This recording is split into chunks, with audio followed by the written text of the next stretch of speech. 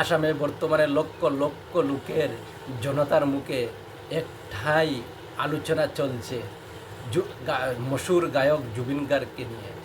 আসামের লক্ষ লক্ষ লোকে কান্নাকাটি করছে এবং মন ভেঙে পড়েছে।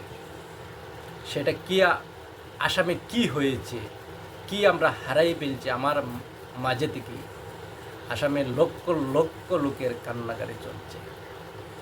আসাম গুয়াহাটিতে লক্ষ লক্ষ মানুষের ভিড়। আসাম গুয়াহাটিতে লক্ষ লক্ষ মানুষের ভিড়। সেই ভিড় মানুষের একমাত্র ভালোবাসার জন্য। মশুর গায়ক জুবিন গার্গ ভালোবাসার জন্য লক্ষ লক্ষ লোক। আপনারা স্ক্রিনে দেখেন কত লক্ষ লক্ষ লোক।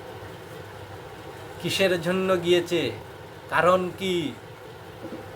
একমাত্র জুবিনদার ভালোবাসার জন্য গিয়েছে।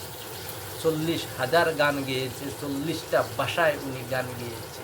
অতটুক জনপ্রিয়। সে 52 বছর পর সে মৃত্যুবরণ করেছে। 1993 সন থেকে উনি গান গেয়েছিলেন। প্রথম 1993 থেকে গান গেয়ে গিয়ে 2025-এ উনার মৃত্যুবরণ হয়েছে। হাজার হাজার গায়ক আছে আসামে, কিন্তু কেউ জনপ্রিয় হইতে পারছে না। এই যে জুবিন গার্গ যেরকম জনপ্রিয় হয়েছে জনতার সম্মুখে, জনতার অন্তরে, জনতার ভালোবাসায় সে জনপ্রিয় হয়েছে। খালি আসামে না, গোটা ইন্ডিয়াতে বলিউডের গান গেয়েছে। ইয়া আলি ইয়া আলি। উনি নিজে ফিল্ম শ্যুট করেছে, নিজে গান গেয়েছে, নিজে গান লিখেছে। কত কিছু করার পর কিন্তু আজ আমাদের মাঝে থেকে উনি চলে গেছে। আসামের লক্ষ লক্ষ লোকের মন ভাঙে পড়েছে। কতটুক ভালোবাসতেন ওনাকে লোকে, কতটুক ভালোবাসতেন। উনির পার্থিব দেহটো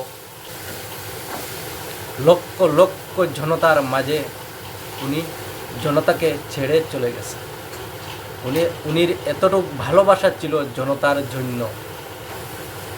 আর অনেক ভালো মনের মানুষ ছিল।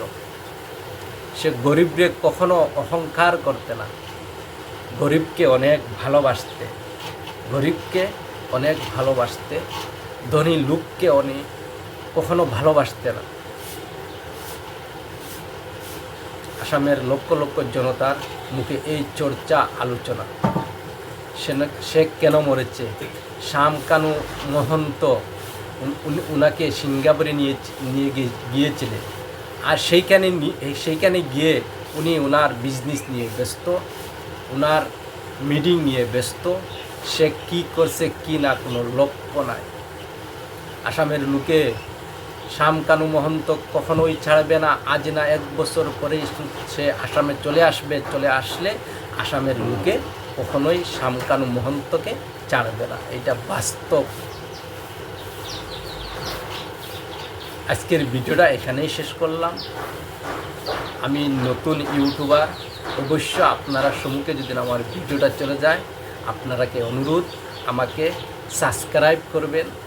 আর নিত্য নতুন ভিডিও আপনারা পেয়ে যাবেন। আমি ফেসবুক গাইডলাইন সম্পর্কে অনেক ভিডিও করি।